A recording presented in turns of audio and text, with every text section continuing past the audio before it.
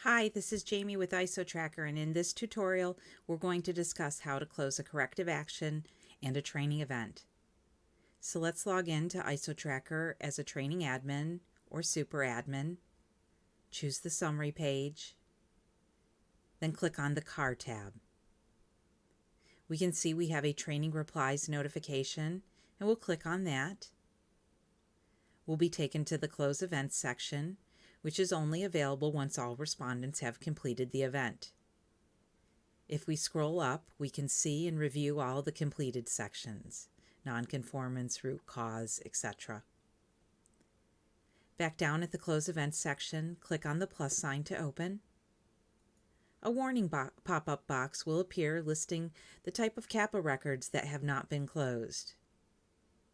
We can click either on OK to remain in the current status, or click Cancel to close the corrective action. We'll click Cancel to go back to the corrective action object and click on the Close button. Wait for it to turn to the green Open icon. And note that the closure is recorded at the bottom of the Effective section here.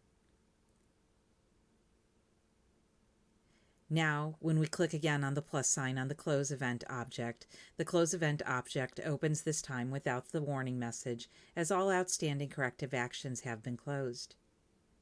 If desired, we can type in a comment about the training event that is being closed in the text box here.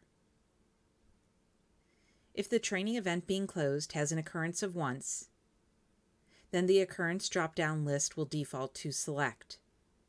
It can be left as such, or once, or recurring can be selected. Multiple occurrences cannot be created from the Close Event object. If recurring is selected, then a start date also needs to be created. You will need to select a recurrence interval from the drop-down list here, as was created in Setup under Timings and then Recurrence. The completion field is the date when the recurrence ends. The default is for there to be no completion date, which means that the recurrence never ends. The release date applies to this occurrence and any future occurrences. It defaults always to immediately, but this should be changed to another option for recurring training events. We'll select once, which means that the system will create a copy of the current training event that is being closed for scheduling and running at a date in the future. We then select the next start date. We can leave the release date set on the default of immediate, and then click on the Submit button.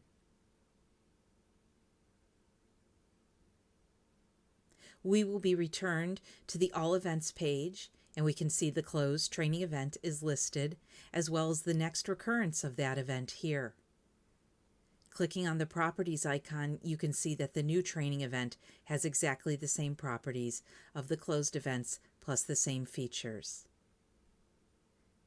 And that's how you close a corrective action and a training event in the training module of isoTracker. Be sure to check out our other tutorials so you can make the most of isoTracker.